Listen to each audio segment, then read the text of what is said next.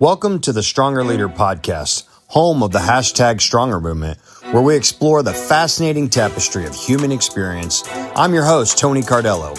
Each episode, we'll sit down with a remarkable guest to dive into their unique journeys, from successful business leaders to individuals who have faced the darkest of times and emerged stronger, even from some of the inspiring youth of this emerging generation. We'll also cover essential topics on marriage, leadership, as well as spiritual, physical, and mental health, all in hopes to provide you with the tools and motivation to navigate your own life's challenges.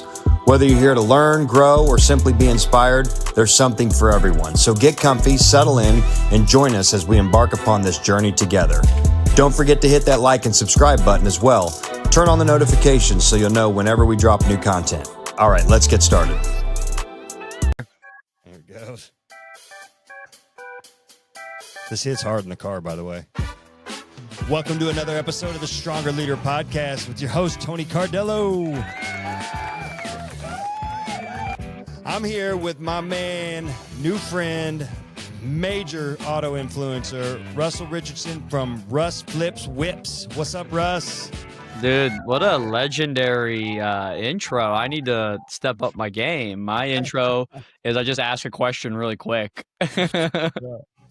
So it was funny when I first started doing this, I had a buddy of mine come over, and after I'd played that whole thing, he's like, I just want to know how long you spent making that music. And I went, it was preloaded on the whole podcast thing when I bought it. Dude, that sounded like a radio thing, like back in the day when they would do like the crazy noises, like You're listening to Whammo Wacky 500. WK95 FM. Great, man. Well, Russ, man, I appreciate you making the time, and I know you're on East Coast time, so it's rather late for you. And thanks for doing this, man. And I'm looking forward to hearing a little bit more about your story. And I didn't preface what we were going to talk about or anything like that. So the premise of my podcast and what I do, it's kind of a ministry. And so you and I didn't even really talk about like what your spiritual life looks like and all that. So we may get into that, and just be honest, I don't, whatever it is, what it is, right? No judgment here. It's a judgment-free zone, but also leadership. And one of the reasons why I wanted to have you on is because you have obviously shown a propensity to be a leader in an industry, number one. I don't know what the scalable, what your organization, now that you've gone on to do your own thing now with the coaching and everything, I don't know what it looks like. And so, but I'm sure there's an element of leadership. If nothing else, even if it's you on your own, you still have to be a leader and lead yourself on a daily basis. So all things leadership, is what we talk about. And, a lot of what I do is founded in biblical truth. And I lead with biblical principle, but, I run dealerships. And so I don't run a church. And so, we deal in regular real world stuff too. So I'm excited to have you on, man, because I want to hear your story. I want to hear, you didn't just come out of the womb as an influencer. So there's a pathway to it, right? And everybody's got a story, and I'm pretty sure that piece of, the fact that you are who you are and what you've been able to accomplish is cool in itself, but I'm sure to add the layers of, what you came from and how you ended up there is probably what's going to make it even more special. So I'm really looking forward to it personally. Man. So it's an opportunity for share your story. And I don't have any. This can go wherever. This is just a couple of dudes car guys, talking. We can talk business. We can talk. Now you're a father. We can talk that too. We can talk all that stuff. So whatever you want to talk about, man, it's your platform to use as well. So let's start out with. Let's have the listeners just, introduce yourself. Who are you? Where you're from? Where'd you grow up? And, just the basics. Yeah, my name is Russell Richardson, known online as Russ Flips Whips. I actually never wanted to be called Russ as a child. That was my father. We can talk about family and all that stuff here too. I think we'll get into all of that.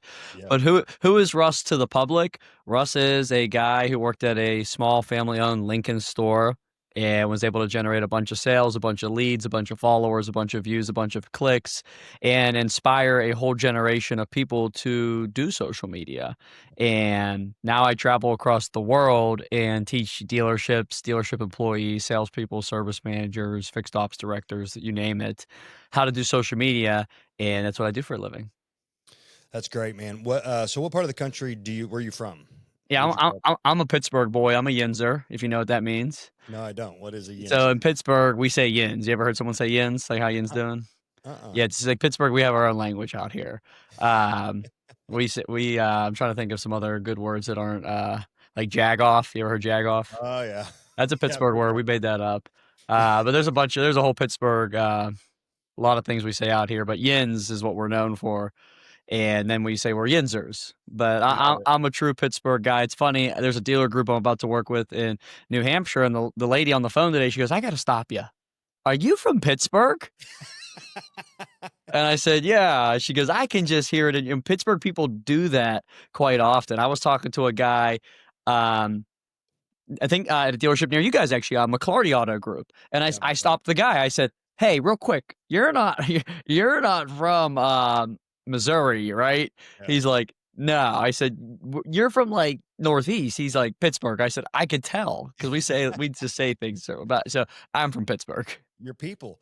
Yes, Yeah. we know. We The know. GM of my Chevrolet store, which you'll meet, Brian Knight, BK we call him. He's from Philly, but you know he's See, that not even count, bro. People don't oh, realize that Pittsburgh is closer to Michigan than it is to Philadelphia. Look it up on a map right now. You don't I believe did me? not realize that. I could drive to Michigan. PA is a long state. We don't claim Philly. We want nothing to do with Philly. Our cheesesteaks are better. Our sports teams are better. We are not one and the same. That's great. I love it. Where is so I'm a wrestler. I grew up wrestling my whole life. That's a big part of Kurt Angle's from Pittsburgh. that he is. That's right. Where is Penn State? Penn State is actually, it's also funny because I say I'm from Pittsburgh. I'm really not from Pittsburgh. I'm like 45 minutes outside of the city, but Penn State is probably 2 hours east of Pittsburgh. In Penn State is a cult. Anyone in Pennsylvania knows it's a cult. The people that go there, my sister-in-law goes there. It is 100% a cult. Everyone that has been there and comes out of there just thinks it is the greatest place on earth. Yeah. Well, the wrestling team's pretty badass. Yeah, wrestling's really big up here. My cousin was a state champion wrestler here, and he's on the Ohio State team right now. He's really, really good. It's funny because where I live out here in Kansas City, the suburb that I'm in is called Liberty, Missouri, and our high school is ranked 31st in the nation right now. And so, of course, I go look. You know, you want to see who number one is, right? And of course, it's like the top 5 teams are all in Pennsylvania. It's nuts, you know. And Yeah. Bo Bassett and Jax Forrest, those guys are all Pennsylvania guys, and they're from Bishop McCourt. I don't know where that's at in Pennsylvania, but huge, yeah. But anyway, so all right, so tell me. What was your upbringing? Okay, so when you were a kid, growing up, fireman, police officer, what'd you want to be? Did you want to sell cars? No, I don't think anybody did. Nobody did. Not even the dealer's son or Right. anybody wanted to do it. Um, as a kid, there's kind of layers to my life. As a young man, elementary school, actually at a point in my life, it's funny you mentioned church. When I was really, really young, and not many people know this. I don't even think I've ever told my wife this. I didn't even know this until probably like 3 years ago. But when I was in like kindergarten, I used to always tell my pastor I wanted to be a pastor. That's not a memory I have, but I guess I used to say that. Yeah. Um, Elementary school, it was always business. Middle school was always business. High school, I was delusional and thought I was going to the NFL. Part of that was because I was Well, like I can eighth. see that. You're like what, 6'4", 320, I think Yeah. somewhere like that. But Yeah. hey, when you're in eighth grade and you're 5'10", 165, you're a big guy. Yeah. Right. And I'm still 5'10", 165. So like going into like eighth grade year, I had, and that doesn't really matter. It's, it's eighth grade football. I averaged like 150 yards receiving and 2 touchdowns a game. Like I was I like, love oh, that. dude, I'm legit. Yeah, you're going for Ninth sure. grade, that dipped a little because I didn't get any bigger. Sophomore year, I just played special teams. Junior year, I didn't. Senior year, I started, and it was just like, I'm not going to the NFL. So was football your only sport growing up? Um, so sports out here in PA are pretty legit. So like if you're gonna play a sport, unless you're extremely talented, the coach is gonna like strong arm you into only playing that sport. So I'm actually a huge basketball lover. Hmm. Still play basketball, but football was the one that I played because all my friends that we had played from midgets from 5th grade up actually probably like third grade up until we just like had a good crew of guys. And if I was going to make the decision, it was like, well, neither of these sports are going to take me anywhere. So I might as well just play the ones I've been playing with my buddies since day one. Yeah. Yeah, there you go.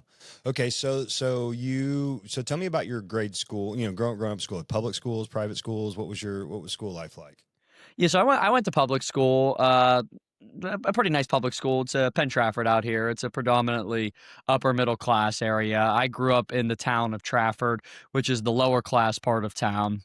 Bounced around, living between my mom and my grandmother in elementary school. My parents got divorced. I didn't see my dad for quite some time, and my mom lost Tell me, custody. let's back up to that. So tell me about how old you were when your parents got divorced.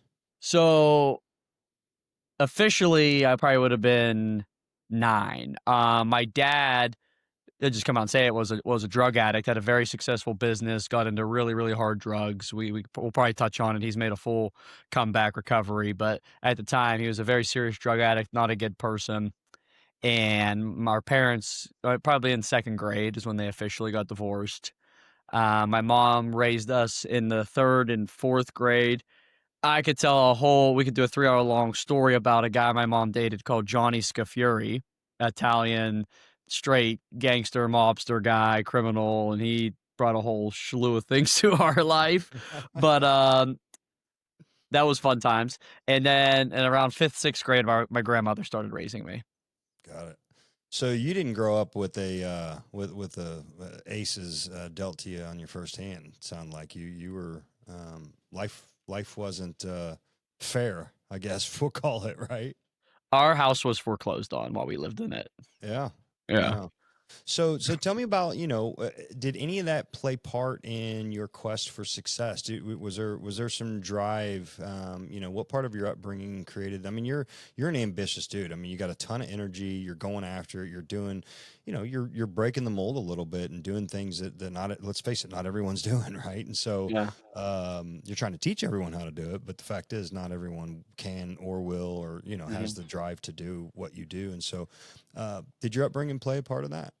Yeah, I think for me, I definitely had some wealthy friends growing up, and I always remember just that just me and a couple of my friends from the town we were in were kind of looked at a little bit differently. Of my 3 best friends, thank God my dad's still alive. All of their fathers are dead from drug overdoses. Mhm. And I just remember we would go to our friends, at the time, a $300,000 house with vaulted ceilings. And we were like, dude, like, this is so sick. Like, if we could have Yeah, this one day. And I just remember, like, that was like the goal. Like, these houses now that, like, don't get me wrong, like, they're still super nice houses anyway, but, like, the goal has far exceeded that. But yeah, at the time, it was like, man, if I could just make enough money to have a house like this, I would have made it in life. And I don't want to say it was jealousy, but it was like I just wanted it. I was like, I want this. I want this for yeah, my life. And I remember skipping forward to in high school, my mom had her life back on track. I made the decision I was going to go live with my mother again, even though she lived in a third story apartment with her boyfriend, her boyfriend's mother, her boyfriend's friend who was homeless at the time, and it was a 2-bedroom apartment. I was like, I'm gonna go live with them. I living with grandma ain't cool. yeah, I ain't gonna bring. I can't be pulling the girls in high school saying I'm living with grandma.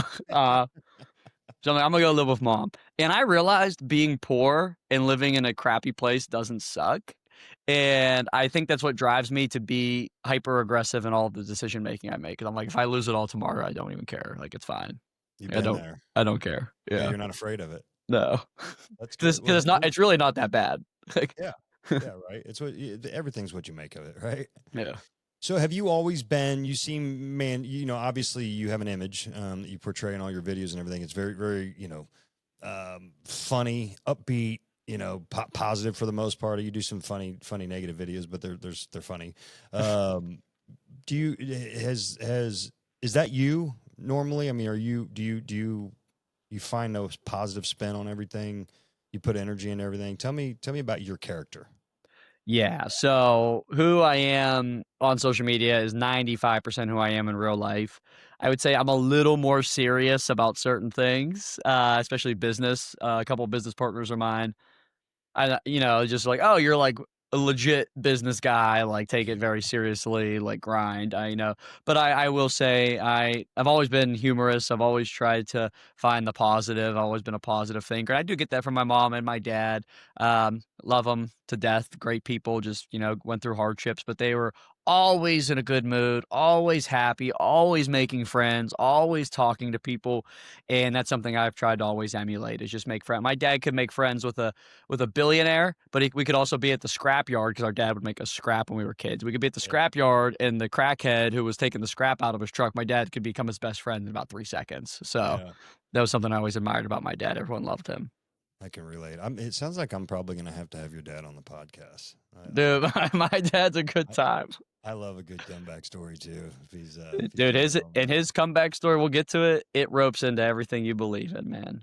I love that. I love that. So tell me about that. Tell me about your spiritual life. What, growing up and then to, your journey to where you are now, from growing up to where you are now. What's your spiritual life been like and what is it today? Yeah. So as a kid, we were pretty into the church, went to life or a youth group, and it was Catholic, I'm assuming a lot of, Christian okay. actually.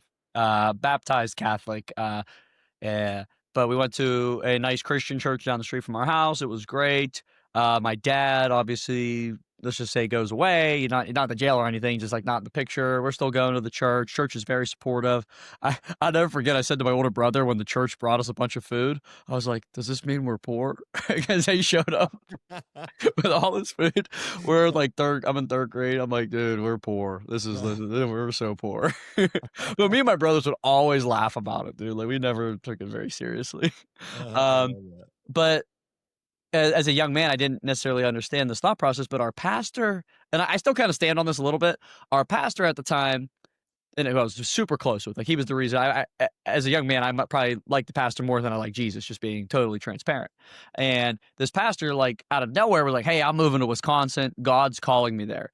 And I've always like been a skeptic, and I'm like, "Is God really calling you there, or did you just get like a job opportunity?" And if you got a job opportunity, like Fair. that's okay. Like just tell us, like, "Hey, I'm gonna go make more money and Yeah. help and still serve God." And that just didn't sit right with me. So when it stacked up like with like my dad not being around, like why God, and then pastor leaving, we just like left the church, and I didn't go back to church for a long time. I've never been a drug addict, but I was a tremendous weed smoker for a very very long time in high school, big pothead, like the biggest. And my dad got really cleaned up, and this is why you should have him on the podcast. But my dad got roped in with the Samaritan's Purse organization ran by Reverend Billy Graham. Wow. And it's a long story, but he ended up taking a job in Alaska to work for his son, Franklin Graham. And that is what my dad does to this day. He lives in Alaska. He builds churches all over Alaska for Eskimos. It's a really cool thing. My dad is the lead foreman, builds super massive 100-year churches all over, up and down the Kenai River and all these different places of Alaska.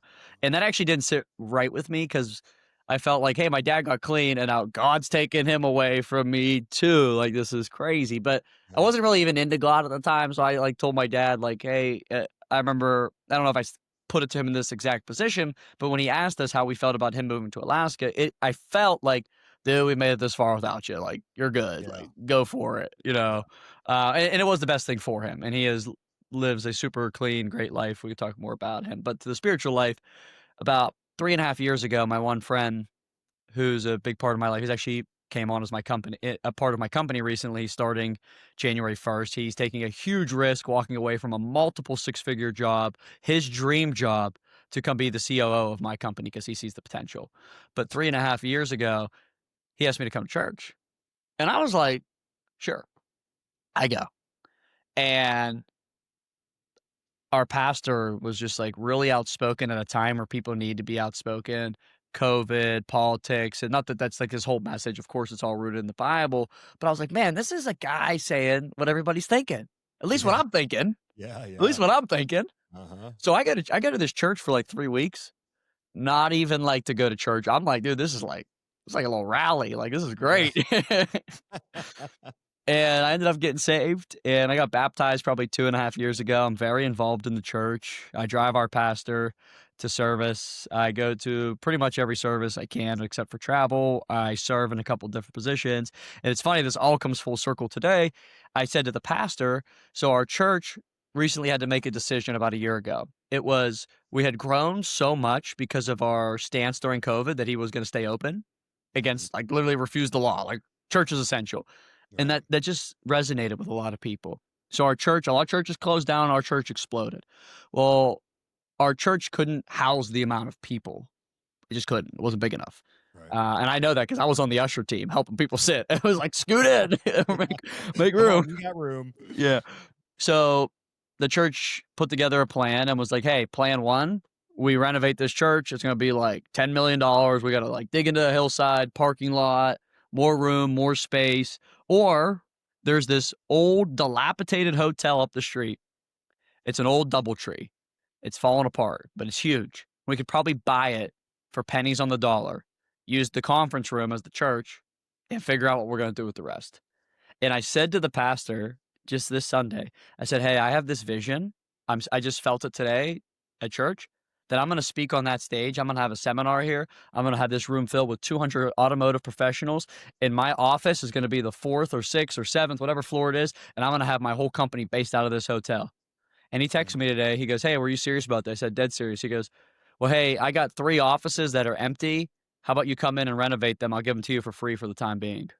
Oh my I'm probably gosh. gonna do it. I'm probably gonna Let's go go. I love that. operate out of the church hotel. Dude, that is so awesome. This is great. So, okay, so you guys bought the hotel then, apparently, Yeah, right? they bought the hotel. What's a miracle? This is a blessing. This is a really a sign from God. They're next to, so it's really funny actually. Right in front of the hotel is the dealership I used to work at, which is really funny. No, come on, Like seriously? literally connected parking lots, but it's all good vibes there. There's no, we're not on bad terms or anything. Yeah. But next to the hotel across the street is the Monroeville Mall. It is like that. Like there's 2 malls in Pittsburgh. One is where moms go to buy Louis Vuitton. One is where gang violence happens. You're at the one with gang violence. We got the gang violence one. How did I know? A week after we close on the hotel, Walmart buys the mall for 400 million. Oh my gosh. They just come in. They're like, "Hey, we're going to renovate this. We're going to make it nice. You know, there's rumors of pickleball courts and water fountains, and that's going to be Walmart's first like mall. They're going to do like a wall mall mart something. Yeah. It might be 10 years out, but like, you know, it's just like our pastor has been saying for, and I haven't been going to church this long, but for 20 years, like we're Pittsburgh. You know, we're going to bring prosperity and righteousness and Jesus to Pittsburgh. That's what he's felt called to do because he's not from Pittsburgh. He's from Oklahoma. That is freaking so good. Yeah, I know. So okay, so you're involved in the church then heavily. That's great, man. Yeah, I was the pastor texted me like right before this about the office. He was sending me pictures. He's like, it's gonna need some love, but I mean, it's you know, it's probably 1995 offices in a old hotel, but Hey, we could. dude, it's all part of the story, right? It's Yeah. all part of the story for sure. Okay, so tell me about this. The hotel. Are you guys are you having church there yet, or is it Yeah. how long? When did you guys buy that? When did the church Yeah, buy that? so we've been going to church there for probably 8 months. What's really, really amazing about this church is our pastor's first sermon he had there, and he just rented out the ballroom to have a Oh, service there. Like, that like brought in the stage, like had a couple, like 20 people there. Like they didn't own it; they just had it there, is and so that is where they had their. good. Yeah, it's where they and his wife, like his wife, literally did the piano and sang. He preached, room of 20 people. And of those 20 people, there's he just said it the other day. I think like 5 people 20 years later still, you know, attend, which is awesome. That's I a love that. it's a 25% retention rate on the first service. Not bad. Not bad, right? Yeah. uh So let me ask you this then. Are you going to apply what you know, and what you know how to do? Are you going to apply it to the church to help grow that church? Have you so thought about that? there is a they actually recently asked me, and you know, there's when you have a church that's growing, there's always a bunch of opinions and a bunch of people involved, and they obviously have a marketing team, and I'm there to give my 2 cents, but I'm not on staff. I gave them we do this free Christmas show, which is ridiculous. The first time I went to our Christmas show, I was like, "Who are all these paid actors?" And they're like, "Oh no, these are all like people that go to church here." I'm like, "Really?" I think that time Good. will. Yeah, it was so good, so Oh, good. okay. They do it every year, and I came up with like a really good marketing plan. They ended up not using it, and that's okay. I think if I actually do see, put an office in there, I think they will lean more on me for the marketing. Our church has just been like exponentially growing. I think it's like it's not something that should be ignored, but just like a dealership that has so much foot traffic, like are they even worried about their website at the time being, or are they like worried about other things like conversion rate and this and that and the other? It's like I use dealership analogies for everything. That's how I relate. That's everything. But I don't know if marketing is like they're like we need more people showing up. They're like, all right, we got this hotel, we're filling it every week. Now we gotta like they gotta renovate the hotel. Like it's gonna be an act like Sunday it's a church. Like actually it's gonna be a legitimate hotel. It's just gonna be a straight up hotel. Um, and they're already renting it out. We have like Comic-Con, like they came and rented it out for like not the hotel rooms, those aren't ready yet, but like the actual space in the hotel. It's very big. We might have the world's largest baptism center too. Big pool. Hey, big old pool. Yeah. uh, Uh, okay, so man, that is cool. That was an interesting twist I wasn't expecting. Good. I'm glad. I'm happy to hear that. So let me ask you this then: how much of your, like I said earlier in the beginning, I lead a secular business, right? But I lead with biblical principle. How much of your faith do you apply, maybe subliminally, into your business? Like what? How much of it? How much of it is in your forefront of your mind? yeah. I'm very outspoken about my love for Jesus Christ and how important he is. I'm not perfect. Never claim to be. I make mistakes. My team knows I make mistakes, but it is an often conversation. We have a member of our team who's Muslim. Love him. Me and him are best friends. I can call him right now, and he's in Pakistan, and it's probably 4 a.m. his time. He would answer, Yeah. and we talk about it all the time. We pray often in our meetings. The gentleman I brought on my team, that is actually one of his part of his role is like make sure he prays us in and out of every meeting we have. And I actually learned that from a dealer group along Lewis in Alabama. I was like, can you really pray at work? And they have one meeting every day. It's like a 15 long minute meeting with the entire sales staff, probably 100-ish, 150-ish employees. They pray in, they pray out. I love that. I love that. I And really do. So when you come visit our auto group, I don't. We're not sure where you're going to go, what store, and all that stuff. But if you end up at one of my stores, you'll see these little guys everywhere. Um, hey, the best part is what was so cool. I could not wait. I ordered these things off TikTok Shop. I got a big old bag of them, and I could not wait to get to work and go start handing these out. Right, and I go and I start with my general sales manager at my Chevy store, one of my Chevy stores, and because he and I share our faith together a lot. And I go, hey Jared, I got something for you, and I handed it to him. He goes, that's pretty cool. And then he pulls out his hand. He goes, does it look like this one? And he already he already had one. I'm like, dude, where'd you get that? He's like, Izzy. So one of our sales girls, Izzy, had already beat me to the punch like the day before and handed one out to everybody. I'm like, wait a minute. So I go look at it's literally I got one at everybody's desk. So I thought it was great. It's cool because and you met Chris, we were just talking about today, man, we're not going to apologize for who we are. We don't offend people with it, right? But we're not going to turn away from it. We're nor should you. Yeah. yeah, we're called to be in those uncomfortable. We don't listen. We have Muslims, non-believers, atheists, gay, straight, all working for us, and we love them all. I'm a Christian. Doesn't mean you can't work for me if you're not. Hmm. And listen, I had an atheist one time. Was my picture guy at one of the other dealerships that I used to run, and I sat down, had lunch with him one time. I said, "Hey, Kurt," he was high functioning autistic. He was high on the spectrum, but Yeah. super high functioning. And I said, "Hey, Kurt, why are you an atheist, dude?" I said, "You are such a good guy, man. You will do anything for anyone. You'll give the shirt off your back. You help people. You're just a sweetheart, a piece of bread. Why? Where's your moral compass come from if you're an atheist?" He said, "Well, I don't know. I just suppose I was raised right." And I said, "Well, that's good, but there's got to be some moral substance in there somewhere."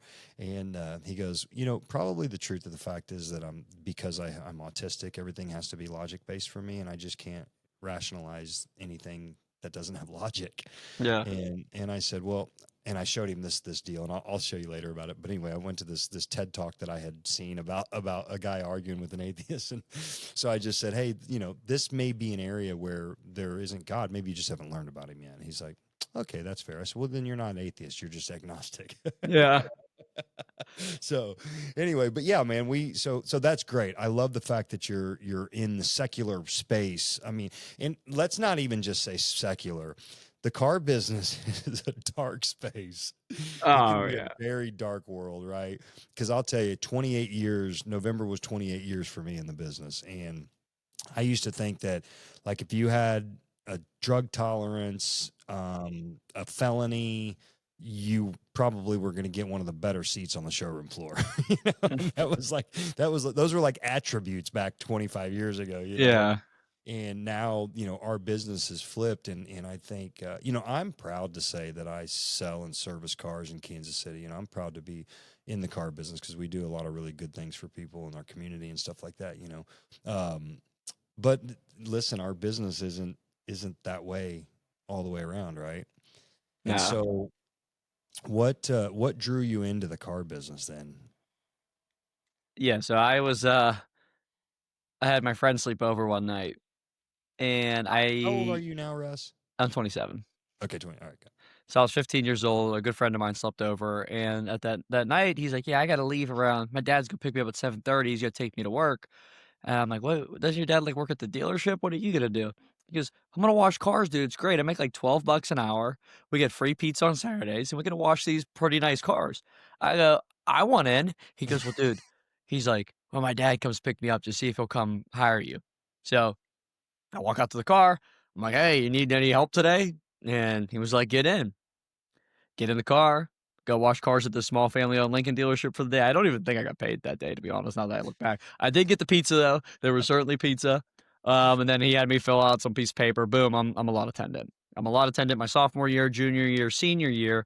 And as I mentioned previously, it was like major pothead. Like, I'm not going to say my life was falling apart. I had my head on straight, but like, I'm even selling a bunch of weed at this time, too, just to be transparent. It's like that's what my life had become. Uh, and I said to the general manager, based off a conversation the principal of our dealership had with, or I'm sorry, the principal of our school had with us, our principal junior year was like, "Hey, I think you guys are going to be adults next year. I don't think you need to be here all day. I think if you want to leave after fourth period to go work a legit job or go take college credits, by all means." He goes, "If you want to participate, go see the ladies in the office, get this form filled out, and you can leave after fourth period." I was like, yes, And I'm going to go wash cars. This is great. I'm going to go make $12 an hour and wash cars. And then I might have some time to sell some weed too. Like, this will be great. So I get it all lined up, go talk to the manager, and I'm like, "Hey, can you sign off on this? Like, even if I could still come at 3:30, I'll just tell him I'm coming at 11, blah, blah, blah." He's like, "Dude," he's like, "No." He's like, "No, no, no, no, no." He's like, "You're not doing this." He's like, "If you're going to leave school, it's going to be something that you're going to learn something." He goes, "We actually need somebody to answer the phones. We have, 3 BDC seats. Somebody just quit. There's 2 up there. I'm going to plug you in there. That's the only way I'm going to sign off on this." I said, yes. I was like, "Cool, whatever. Actually seems easier. You're telling me I get to sit down and not have to watch cars all day? Cool." Uh, it was pretty decent on the phone, nothing crazy. I'm in high school answering these phones, people calling about Lincolns. What do I know? Nothing. But I was actually pretty good at getting people in the door. I was like, sometimes I'd just be like, "I really don't know, man. You should just come in." Like, sometimes that was my line. But like a lot of BDC people, what happens is you get busy. They need a salesperson. They grab probably like the guy who could come off the phone. next They best. grab me, and I fumble through a car deal, sell it. Customer says they did a good job. I'm so impressed. This guy's in high school. This is great. Sales actually had lost somebody. They're like, "Hey, go sit in that office. You're going to sell cars now." I'm like, "I'm just going with the flow." Cool. That's what I'm doing. And that's kind of how that's how I got started, to answer your question. Just kind of kept fumbling my way into different jobs. So it wasn't the ambition of you just that's good. That's all right. So now you're in sales. I want to make something clear for the record, though. Okay. I've always been someone who wants to win. So even though it wasn't like, oh, I'm gonna be the best salesman. Like, no, oh, I'm a BDC guy. All right, I'm gonna try to be the best. Oh, I'm in sales now. Let me try to figure out how to be the best. Like, but it wasn't like I never had these great big ambitions. Like, oh, I want to own this store one day. At least not at that time. It was just at that moment, whatever you were put into, you wanted to win. I'm competitive. Yeah, Got just it. really competitive guy. I love it. I love it. Okay, so tell me about you're in sales now. So tell me about first step. First big month you had, or when did success start happening for you? Yeah, not for a while. So at our dealership, we were we were a Lincoln store that happened to sell pre-owned vehicles. Or, I'm sorry, we were a pre-owned dealership that happened to sell Lincolns, I should Yeah. say. And we just had a really good system. The owner of our dealership, Dan Biondi, there's Lou and Dan. Dan put together a really good car buying program. No haggle pricing. This is 2017. They started it in 2015-ish. One of the very first dealers to do like a legit super cheap no haggle price. Like people come in and be like, I don't even want to negotiate. This is almost too good to be true. And we Right. buy these cars from Enterprise and then sell them at, very, very, very, very small margins. And that was like way ahead of its time in 2017. So for me, I was selling like 7, 8, 9 Hyundai Elantras, Toyota Camrys, all these cars off rental. This is all we sold. And we it was a really good system. It was a volume based pay plan. You didn't make a whole lot of money. I was probably making my first year I made like $37,000. So I was like way below poverty line. Um and then But you're uh, living home still at this point, right? so actually I actually figured out a way to buy a house off $37,000 because I did. So what happened was I'm living with my mom. I live with my mom and my little brother, who I love, and he's open about this. Kind of slips into like this like rave party scene, drugs, and I had like just started to come out of that phase, and I'm a car sales guy, so like I'm like getting up early, I'm just like I took it like super seriously, like I'm getting out of the whole selling weed and all that stuff, and just as I'm getting out of it, getting serious, he's getting unserious, and we shared a bedroom. So you're two ships sailing in the night. He's coming in and you're going to work. Yeah. The worst thing is he's bringing 4 dudes home with him at like 3 a.m. Oh my gosh. Yeah. Yeah. Like Yes. like imagine like shh, Yeah. like they're Yeah. all like bouncing in the room. Yeah, yeah. So I actually halfway through my senior year of high school moved back in with my grandma. My Wow. dad's in Alaska, and I'm like, Grandma, I just showed up. I showed up with like all my stuff one day. I was like, I'm living here. Well, that lasted like literally I graduated high school and I'm like, yeah, I cannot live with grandma. I got a very serious girlfriend and a house down the street came up for sale for $97,000. It was my great aunt Lucy's. She passed away. That's a whole different story. A bunch of my Italian relatives, all the Patrinis in Trafford, built brick houses all over Trafford back in the 40s. And she had lived in it since the day it was built. She passed away. They got it appraised and they were like, hey, if anyone in the family wants to buy it for the appraisal, they'd sell it to them. So I was like, I'll try to buy it. Literally every penny I had. It was like $12,000 down, maybe a little bit of weed money, but I put That's I great. move into this house. Literally, it's like nothing changed since the 40s. It had carpet in the bathroom. Oh yeah. On the walls and everything, Yeah. probably, right? And I get my first mortgage payment and I'm like, I can't do this. Why did the bank approve me? This is not enough money coming in going. So I actually got a roommate. I put it on Facebook and there's a whole different story. I let a random person move in my house for $400 a month. This is great. And dude, he ended up becoming like family. His name was Silky. He was this big black guy. He was like 250 pounds. We were like this. He came to Christmas, Thanksgiving, came all the holidays with the family. We love Silky. I love it. You still friends with him to this day? Oh yeah, I Silky's a love good it. dude. Not as tight as we'd like to be, but he's a good dude.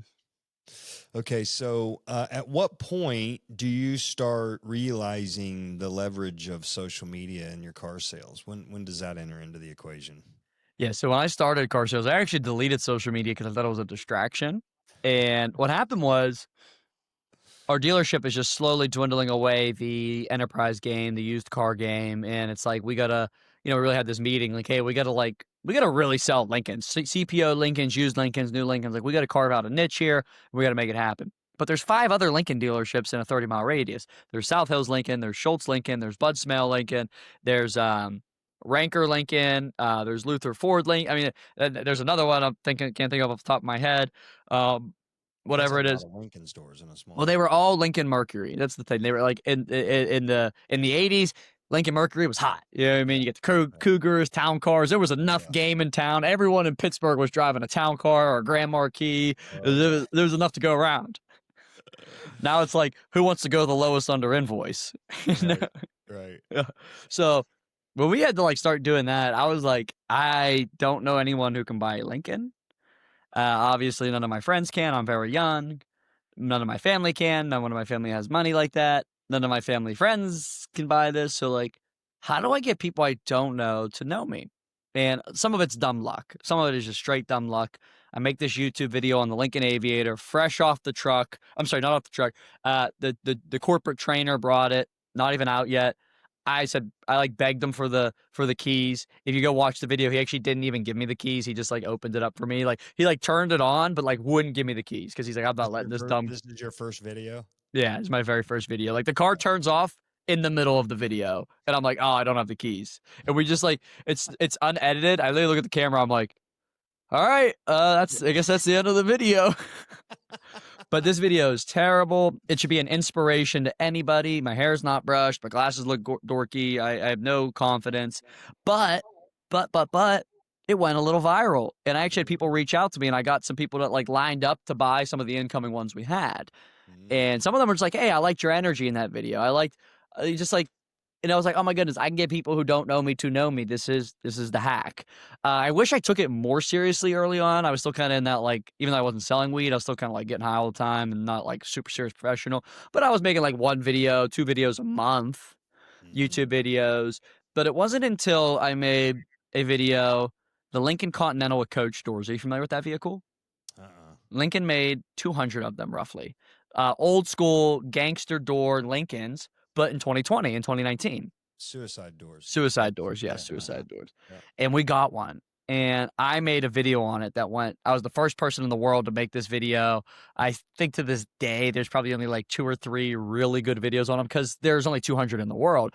And it's not a super like hot car. Like you didn't even know it existed. So it's not like it, but it did like 500,000 views on YouTube. And I'm like, yo, this is nuts. Like I'm viral. And that's when I kind of got like super hooked on the content, kept going.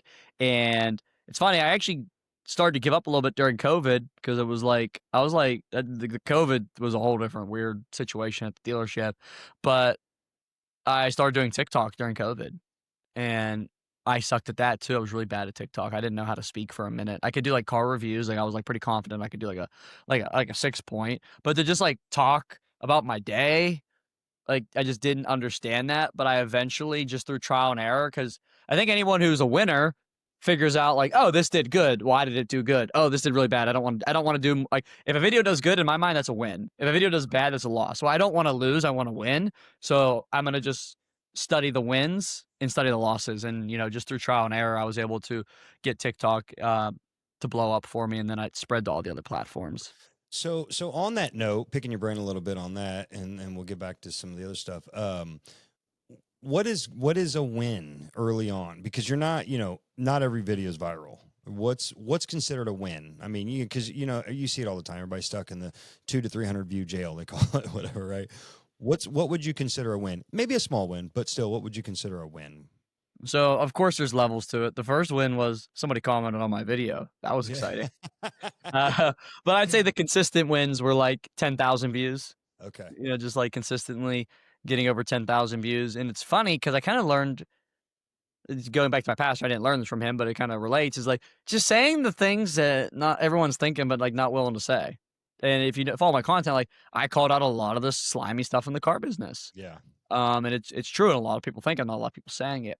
I called out a lot of things that consumers do that's annoying. A lot of people think about it and a lot of people say it. And I think I think what I did was really, really good of walking the tightrope of like calling out both sides evenly without like being like too offensive, you know, like just like calling it what it is and making it entertaining at the same time. So, tell me about maybe, let's back up. Let's back up in early years. Any darkness, like where life's not good, man, where you're struggling. Anything? You ever go through any of that? Have you always had a really good I'm just like a super positive guy. I mean, there was probably like a 6-month stint where my old house was, like it was like on the same street as a bunch of bars with like a bunch of like low lives, drug addicts. And I'd have like 15 of my closest friends over, and we'd go bar hop and get in, not really fights. Although my best friend accidentally punched a 5'2" redheaded 100-pound bartender in the face on a Yep. complete accident, trying to swing it like a 6'8" dude. Completely missed and took out the bartender. Oh no. Oh, that was nuts. It actually ended the fight. Like everyone was like, Yeah, that's a shock value there. yeah, everyone was like, "Did he just punch the bartender?" And it was like Yeah. it was a clear, like, total, Yeah. like, remember in, what's that movie with Will Ferrell where he runs for, like, office and he punches the baby? Oh, yeah, I don't remember the movie. Yeah, dang it. I know what you're He's, talking like, about, trying to though. swing on somebody and Yeah. he misses or just, like, yeah, it was, like, one of those moments, like, Yeah. but, like, I was drinking pretty hard, which wasn't like me, actually. I didn't really drink much in high school. I was always the weed guy, and out of high school, I Mhm. was always the weed guy, and then, like, I got on, like, this, like, binge drinking. There's a couple photos of me, and I'm a little chubby, like, not, like, anything, but, like, in the face, little belly, and this because I Holding some just slipped. water. Yeah, I Yeah. just I just slipped into this drinking habit, and church actually saved me from that. I would say 80% of why I moved, abruptly and stopped hanging out with a lot of my friends who are still my friends, and I've been very transparent with them, like, why I did what I did, is because I just had to get away from it. I didn't move very far. I moved, like, 20 minutes down the street, but I was like, "I just need a fresh start. I don't wanna live on the same street as bars." Like, everyone knows my house is the hangout house, the drink house. Russ is 20, 21, got his own house. We still live everyone's gonna come here and smoke and drink and party, and I was like, "I'm moving. I just gotta get away from this." So I Yeah. moved. Any hard drugs? You ever not, did you dabble at all? I've done acid and mushrooms. I don't know if that considered hard drugs. Uh, No crack or cocaine or, pills. I never understood the appeal to pills. Like, I'd see some people on Xanax, and I'd be like, "You really having fun?" yeah, that looks lame. I got pretty strung out on speed stuff, meth, coke, all that Yeah, stuff. But same thing, man. I used to see people do heroin and they'd be like, I'm like, that does not look appealing at all. no.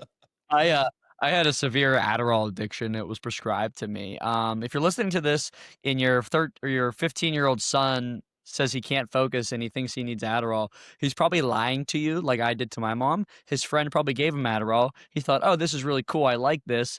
And I was able to go to the doctor, say, "I can't focus." "Oh, well, you need Adderall." Cool.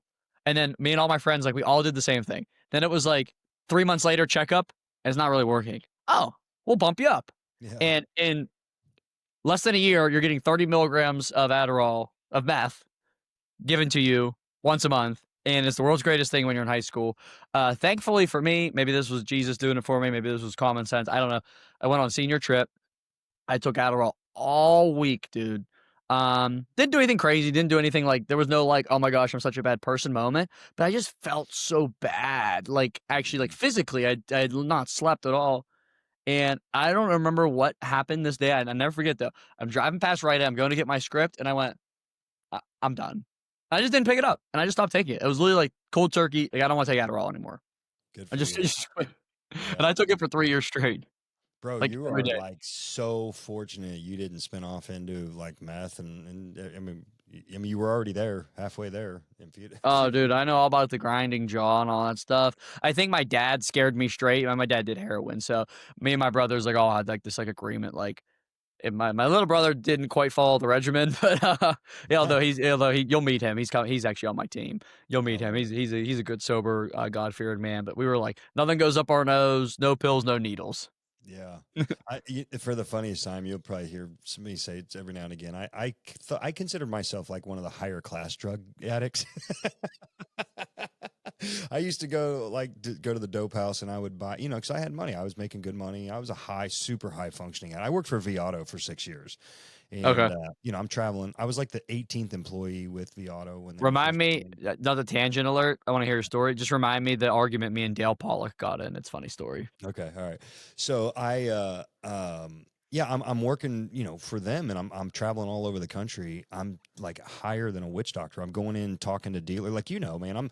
I'm consulting dealers, telling them how to improve their operational performance by using our software. And you should listen to me. Little do they know, I just took a big old rip off of a glass pipe in my rental car out in front of their dealership before I came in. But that was my problem. I was super high functioning. I'm in a suit, tie. I'm dapper Don, know what I'm talking about. I've been in the business a long time. I could speak.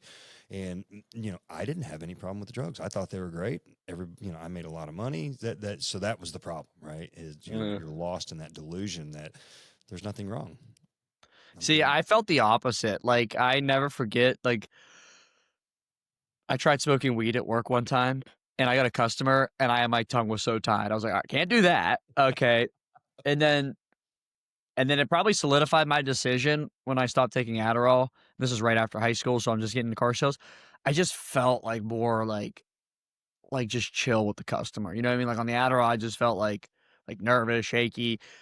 Like I just felt like I had this like I don't care attitude. Like not that like it shouldn't be like I don't care. It's like I'm here to help you. Whatever you want to do is on you. Mm-hmm. And I think that really helped. Like my energy with selling cars was like getting off like the stimulants. Yeah, I would say so.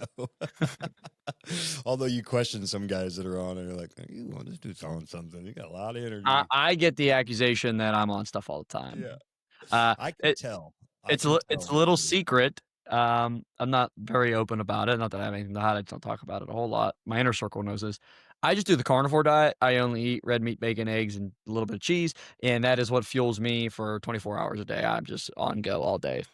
I love it. That's great. That's great. Are you a gym guy? Do you like to go to the gym? You work out? What's your Yeah, I go to the gym pretty hard. My gym is like this revolving cycle of push, legs, pull, legs, push, legs, pull, legs. But the legs are alternating. So I do heavy legs, plyometrics, which is like jumping. Like I'm obsessed with trying to dunk a basketball. I was able to do it like a year and a half ago, and then my life changed with all this travel and I got away from me. And I'm over the last month and a half, I've got back into it. I've gained most of it back. I just want to be that 5'10" white guy that could just like literally dunk a basketball.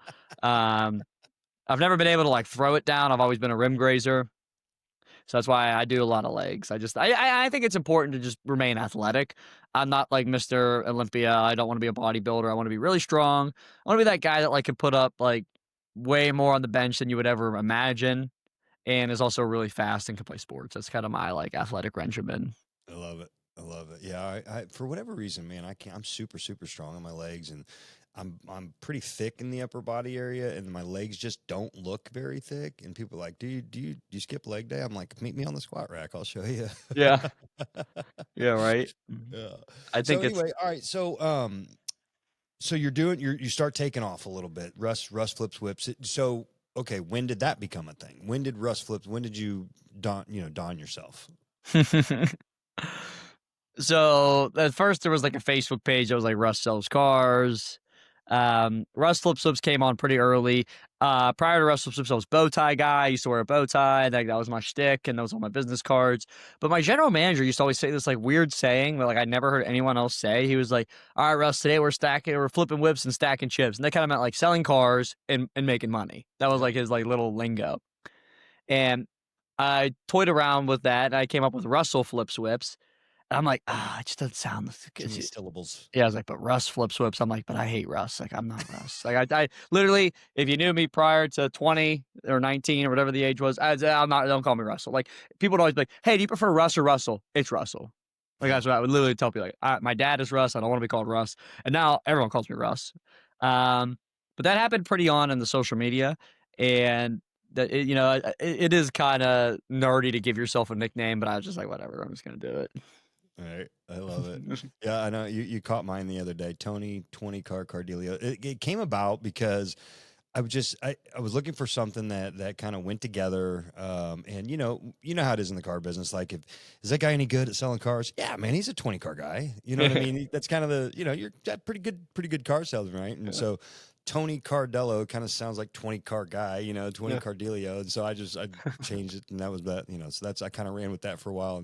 And then a girl came in that I knew that her daughter and my daughter did cheer together, and she bought a car from, the store that I was running. And she goes, I finally got me a Cardelio. I'm like, hey, this is kind of sticky, I guess. That's the best. The best feeling is when people come in and say, "Is Russ Flip Swips here?" That is Yeah. like, yes, I am. I made it. They know me. All right. So, okay. So take us through your, so you're starting to get some success. You're selling some cars. You're starting to garner some following on social media. Was it overnight? Virtually overnight when your follower base, like, what was the progression? 10,000, 20,000, 100, or, you know what I mean? Did it spike at some point?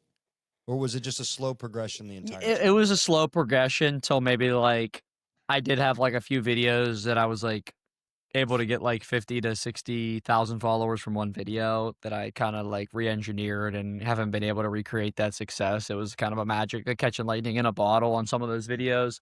But it's been nothing about what I've done is overnight success. I wish it was, because then I would just keep repeating that. Yeah.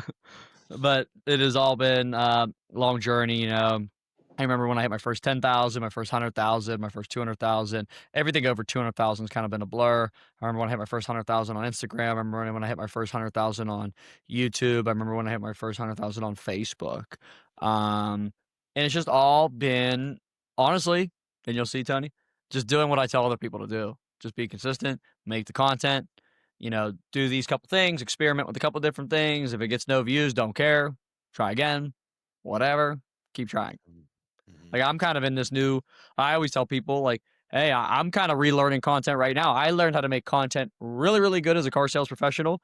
I wouldn't say I'm really, really good at making content as a social media trainer. I'm good at it, but I'm not really good at it. I And that's gotcha. kind of something I'm figuring out how to make content from my room, how to make content on the road. It's just, but I don't care. It took me 7 years to figure out car sales content. 7 years from now, I'm gonna be really good at this. I don't care if it takes 7 Yeah. years. Yeah. You got time on your side. That's for sure. Yeah. You started young. You're killing it. Okay. So yeah, when we get together, I'm going to pick your brain about my stronger leader stuff and have you show me a few things. I can do that.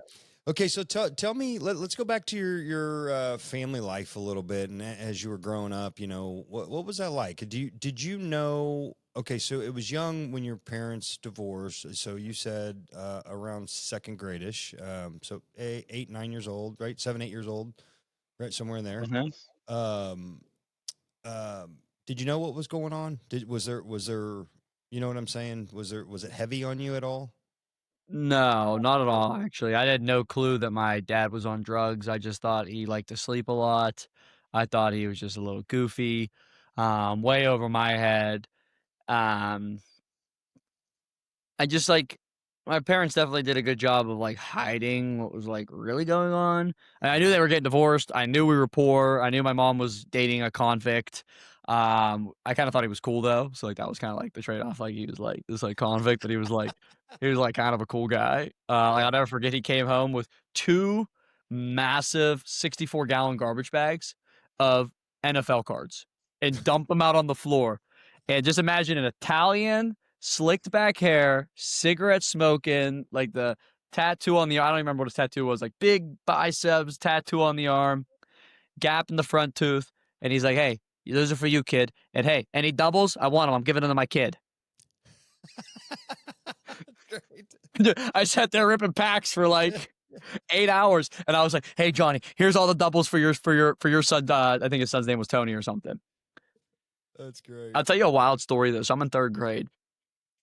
And my mom's dating this convict, Johnny Scafuri. And there's a whole bunch of slew of things that he did. He was actually, he lived down the street. He was on house arrest, and the home phone was tied to his house arrest. And he could come up, he would walk up to the house with his home phone, and he could like make it almost like to our front porch. And he would like hang out like by the front porch. Couldn't make it all the way up, but whatever. So they end up dating. He moves in. This is a really long story, but long story short, he goes to jail. Smash and grab, jewelry, whole 9 yards, goes to jail. He might. I don't even know if he's in jail or not. We obviously don't talk to him. Wish the best for him though. But what was crazy is 2 days after he goes to jail, his ex-wife and her 2 kids move into our house. Stop it. I swear to God, for like the whole summer. So how'd that connection? Do you ever piece that together My later? mom just there's more to it. I think my mom's sworn to secrecy. She just goes, this is my mom. I don't even remember. She needed a place to stay. It was a rough time. I needed help with you guys. It was good timing, you know. She had 2 kids. I had you 3 boys. I figured we just all shack up together and it'd be all right. And then Yeah. our house got foreclosed on like 6 months later. So I don't think any bills were being paid. But it was just interesting. Definitely interesting.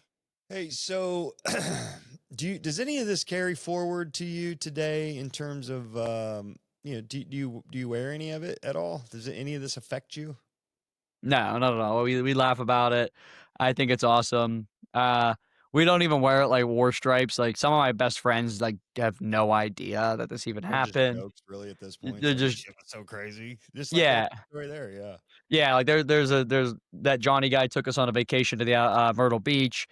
We didn't go to the beach once. We sat in the hotel room the entire time while him and my mom and a couple other degenerates went up and down the boardwalk robbing vending machines, and we just sat in the motel room for 2 days while they did that. Um, So the whole thing is this isn't traumatizing to you because it's normal, right? So you're not there's I, nothing to be traumatized because you normalized it. there might be like a little bit of trauma in there. I think I seen something that was like and I say this so humbly, but it made me think of myself. It was like too much trauma, crackhead. Not enough trauma, baby. Like like an adult Yeah, yeah, yeah. baby. Just enough trauma, hyper successful individual. And I was There like, you go. maybe that's me. Maybe there's just Yeah, enough maybe I just enough like that. trauma. I have never even seen that, but I totally can relate to that. Yeah. Yeah, I look back, I'm writing my book right now. It's coming out January 16th. And as I'm reliving a lot of my life experiences and writing this stuff, I'm like, on one hand, I'm like, dude, my life was not that bad, really. It was I made a lot of shitty choices. I think, yeah, okay, my parents divorced when I was 5. Dad wasn't in the house, but great father, loved me, loved him, always told, I've never one of those kids, my dad never told me he loved me. Yeah, Yeah. my dad told me he loved me all the time. My parents loved me, I was taken care of. I just, I may have been spoiled. I don't know what it was. I made a bunch of shitty choices growing up and ended up in prison and everything else. Yeah. But I look back and I'm piecing all this together. Man, I did some really, really ornery stuff, like bad ornery, but nothing like, I wasn't evil. I was ornery. That was it. I was just Mhm. ornery. And I was I'm an adrenaline junkie. I love a good rush, right? Not like I used to tell people all the time, like, hey man, you want to go do this? I'm like, listen here, let me just tell you this. If there's not an element of death in what you're asking me to do, I'm really not interested.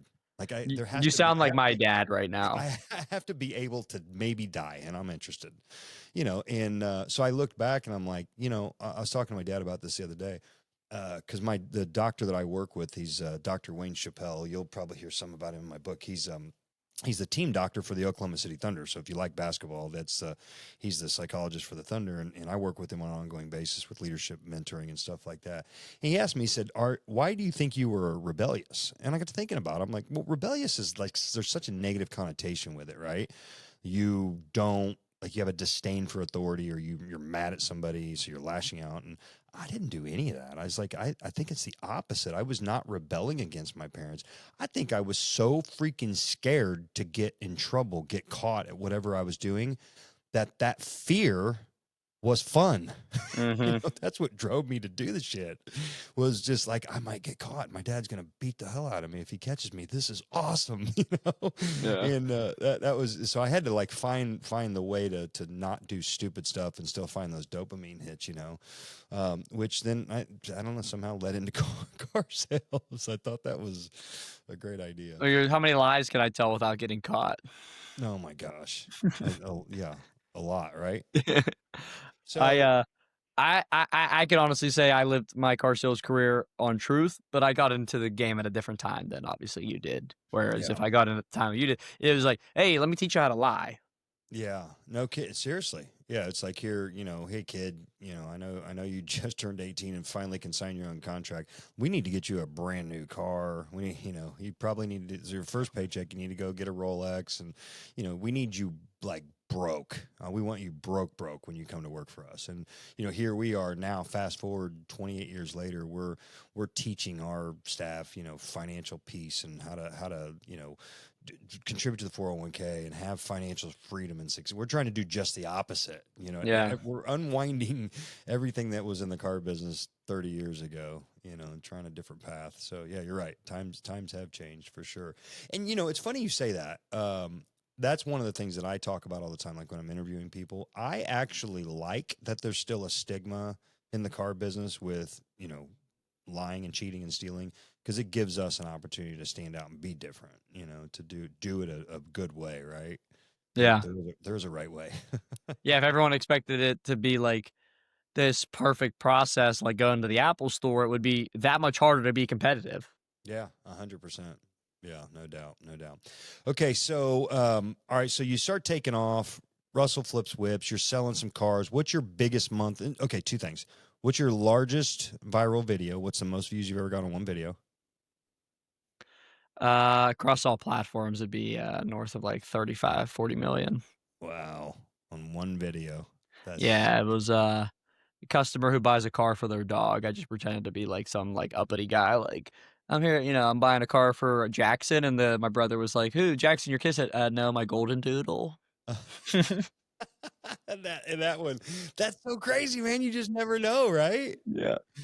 Like you So weren't making that video being like, this is it. This is gonna be the one that changes. no, there's been so many others I thought were it. Yeah. Um, but that one definitely did the best. That's great. Okay, second, what was your largest month in the car business? How many sales? I did 34 and a half. 34 and a half. What's the largest income you've ever made in 1 month in the car business? Was it that month? I don't think it was actually. Probably October month, right? If we're just going like straight commission, Yeah. I was able to. We can talk about it if you want. I actually didn't even do the best job negotiating it, but I got my own pay plan. I negotiated my own pay plan, and I made like $25,000 from the organization, and then I sold so many new Lincolns that that quarterly bonus would have equated to like an additional like $6,000. And I don't know. I always try to like separate that because they are two different things. Like I made $25,000 commissionable gross, and then a $6,000 monthly, but roped into a quarterly bonus. So Yeah. whatever you take that as. Yeah. That's been okay. So about 30 grand. All right, Yeah. good.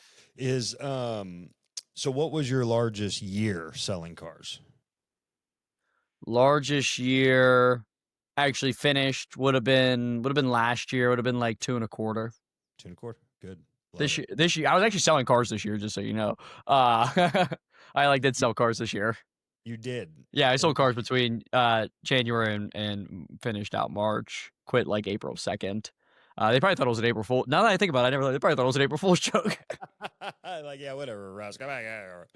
I mean, it was only a 3-month trial, but I was probably pacing pretty good this year because my pay plan last year, I only had it for half the year. I was on like a very bad volume based pay plan that I just like dealt with because I'm such a loyal guy, Yeah. and I was like, "Oh, I'm a team player. I'll just keep making these flats. Let's go." So Uh, Beyondy, right? Am I yeah, saying that yeah, right? Yeah, yeah, Beyondy. Are they? Was that the only place you ever sold cars? yeah. Yeah. Okay. Excellent. Wow. All right. So having some success. Russ flips whips, taking off. You're killing it. I'm leaving, man. I'm leaving the car business. What was the moment? Like how'd you arrive at that conclusion that you're going to actually do it? I know you probably thought about it for a while. You're like, I'm doing it. I'm doing it. Jumping. So How'd you do it? what? There's a build up. So I can assure you, people, I get hate like, oh, you're just a course seller. You quit your job to go sell training. I mean, I guess that technically is true, but it's like I didn't just like quit and then figure it out. It was like, and I kind of told this story, and I think you kind of missed this part when we were doing the presentation the other day. But a dealer group, Roman Toyota, like reached out to me and asked me to train, and I literally said no. I'm like, I don't have material. I don't even know who you guys are. I mean, just go make TikToks. Just go do it. What do you need me for? And we ended up inking a deal. They ended up paying me pretty well to come out and do it. And some of the success speaks for itself. Dealer plate guy, most followed fixed ops director in the entire world. was in that training. Roman Toyota, the actual store account, has like almost 100,000 followers across all platforms. Their general manager, Zach, has like 10,000 followers. He doesn't stick to the program. He kind of marches to his own beat. He posts when he feels like it, but when he does post, they usually do well. Does so well. Ryan Rorman in the group asked me to come out to the grand opening of Schaumburg Honda, world's largest Honda store. I could fit like a bajillion cars inside. Like, I think the legit number is like 400 cars indoors. It's legit. I go out to that. Ryan Rorman like announces me on stage, like nothing crazy, just like a quick little like, hey, we got Russell Flips here, changing the industry, teaching people how to do that, yada yada yada. He trained our one store. We're so happy with it. We're gonna have him come back here to Schaumburg Honda and do a corporate training, and we're and then we kind of did like this thing where they cherry picked people from every store. I ran another training. I'm getting better at presenting, and people through the people start to hear about my name. I start to, I'm literally like selling cars and doing training. Like, I'm doing both. And the Beyondies are so grateful because they allowed me to do it. And I think there's a few reasons why. One, I could go train for a week and still come back and be the top salesperson by a lot. Like that had something to do with it. But they actually did want to see me succeed. And Mr. Beyondy Lewis himself specifically would always say, like, Russ, I want you to be nothing but the most successful person ever. They always tried their best to keep me and retain me. And, like any good owner would whisper in your ear, like, like, hey, you sure you want to train and be on the road? Like, da, da, da. And I don't blame them for that. But where it officially changed, and I don't think it's my place to reveal exactly who it was and the details of the deal, but I got a 6-figure offer for training, for just a few short weeks of training.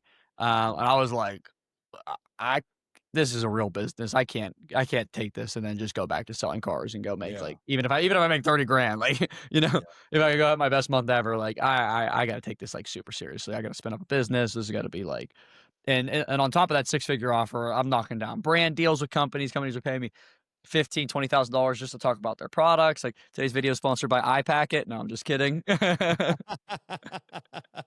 of kidding. Hashtag only kind of kidding.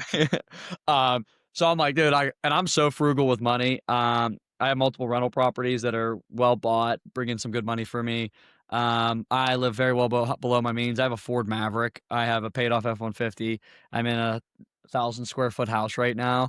I was like, with the money I've amassed, I could actually like screw up for the next 3 years and totally be cool. Like, so like, I might as well go all in on myself. I could always go back to selling cars.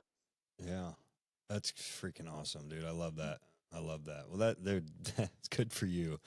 Okay, so now you're, say, 8 months into it, 9 months into it. How many people working with you now? Yeah, so our official team after today, we actually just onboarded some people. My specific team would be 1, 2, 3, 4 kinda editors, camera guys, if you count them, I guess, and then 6 salespeople. So 10, 11. My buddy's coming on. 11. You got 6 salespeople out there. That's great. Yeah, it's been fun managing. That's been a challenge. Talk about being a leader. Yeah. I expect everyone to just work like Russell. What do you mean you're not going to work 8 to 9? What do you mean? Right. Why do you have to sleep? Yeah. So that's it's been good to delegate though. I have a team lead in place that's handling a lot of the stuff, and he's a lot more calm, cool, collected than I am. Not that I just Mr. Beyond, he said this to me, and it's finally starting to make sense to me. I didn't get it when he said to me 2 years ago. He goes, Russ, you're intimidating. I go, what do you mean? I'm a small white guy with glasses. There's nothing intimidating about me. He goes, no, just your passion, the way you talk about money and the future. He goes, some people just can't resonate with that, and they shut down when they hear you talk. It's like, this guy's on a whole different wavelength. He goes, just remember that when you're talking to people back in service, when you're talking to the detailers. You're intimidating them the way you're talking, not because they're scared of you, but like, this guy is just literally. I'm starting to see that as I'm building out my team. I'm like, I can't tell these people how I truly feel sometimes. You know what I mean? Like, if I tell them like, hey, this is gonna be a 9-figure business, we're gonna scale this out. You're gonna be making 500 grand a year, bro. I see it in you. Like, sometimes people just like don't even, like, some people that doesn't work. Mm-hmm.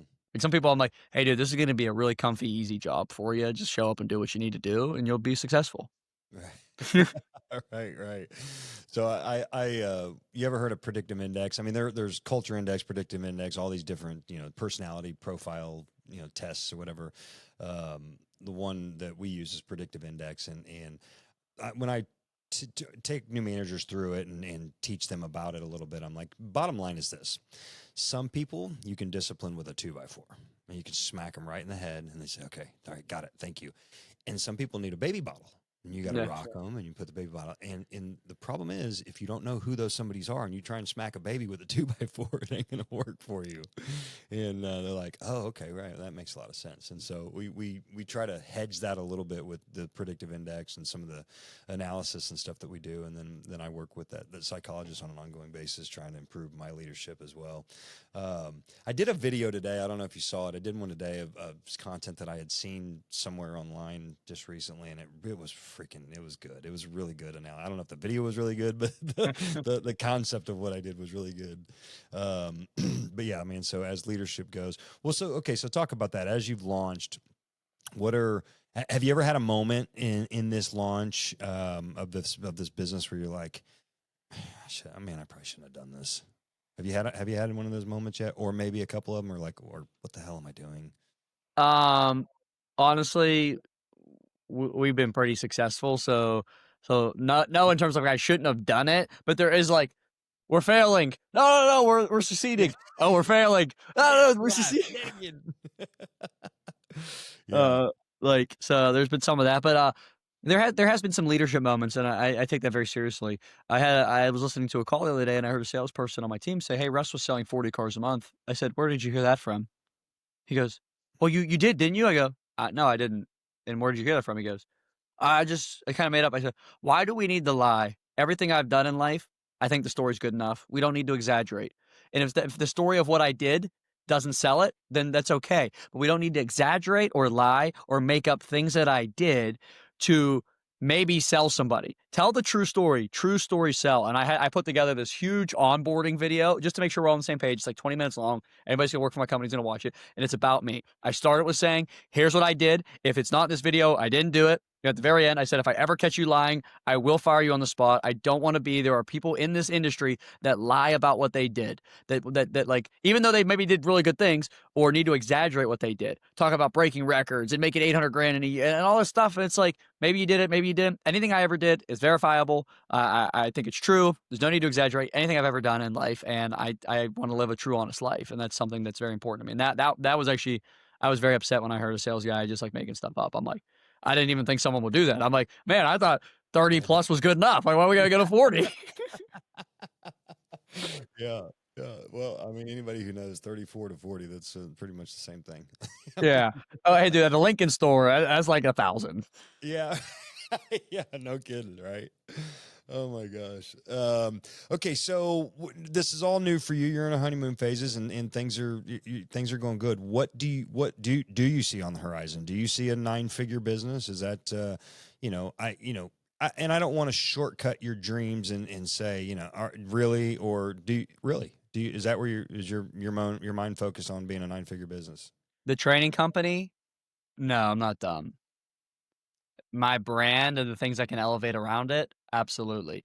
So I've recently partnered with 2 automotive tech companies. One of them's called Moto Acquire. One of them's called Car Commish. Very innovative. They could both fail too and be $0 businesses. Right. Moto Acquire replaces KBB ICO, AccuTrade, Trade Pending. We're in about 100 dealerships. We're converting much, much higher than all of them.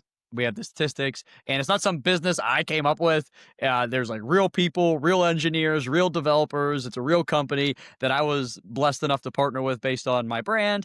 And, this is kind of the Russell Brunson method. Take software and wrap it in training. Now, that software doesn't necessarily live within my training, but what it does is allow me to make connections with people. So I'm traveling to dealer groups all over the world. Almost every dealer group I've ever trained has all I said, just let me show you Moto Acquire. And they all sign up. We're getting legitimate dealership owners to sit down and go, "Oh, no, this makes sense. I'll pay for this."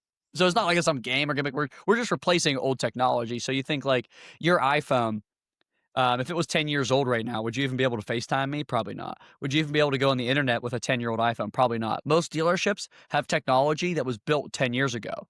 So it's like, what is the user experience? Why is your drop-off rate? You're spending tens of thousands, hundreds of thousands of dollars in setting people to your website for broken experiences, clunky experiences, 10-year-old experiences. All we do is fix that with a really easy solution for dealers to get trade-in values. Super simple niche, very big business. And then car commish, I don't know why no one ever thought of this at the level. There are very minor competitors. Nobody does it like we do. We're literally going to replace payroll at dealerships completely. Like it automates the whole thing. So if I told you that your cars, your commission, I don't know how you're paid, your commission, your sales manager's commission, your salespeople's commission, your mechanic's commission, your service advisor's commission, your parts manager's commission could literally be automated like every day, update DMS, and they on their end can see their dashboard if you want them to. Some dealerships we have found don't want anyone to know what they're making. That's okay. Some do. They can see in real time what they're making, and then the ladies upstairs don't have to spend more than 5 minutes calculating payroll. Pretty impressive stuff. No Excel spreadsheets. It just automates it all like that. The only objection we've had is people don't believe it works. I'm in. Sign me up. I Well, mean, listen, the second day, third day of the month, I want to like throw my phone away and go hide somewhere in a remote jungle where no one can find me because commission slips go out. You know, the washout sheets go out, and I'm like, please don't yeah. call me. Please don't call me. So what we've found is, aside from the time saving with automating payroll and commissions, actually we have found, and I won't say the groups we're working with, I'm sure this is across the whole industry, just a bunch of overpayments, people getting overpaid. Yeah. And one group, we saved them like 10 grand because we evaluated like we were like, hey, if you were using this last month, like you're actually like between your whole group, you would have paid this. But how much time are you saving too? Like how many times do your sales guys go ask for recaps, and how much like they're sitting there doing math and penciling it? What if they just on their phone had a dashboard and it was like, here's how much you've made. And hey, if a car goes through service the next day or an RO hits, it updates in real time. So hey, your commission might go down. It just, that's just what happens. So, oh, it was a $1,200 gross. Now it's a $900. Hey, there was a shop bill, bro. What do you know? Yeah, integrating with you guys RCI compliant and all that with Reynolds and everything.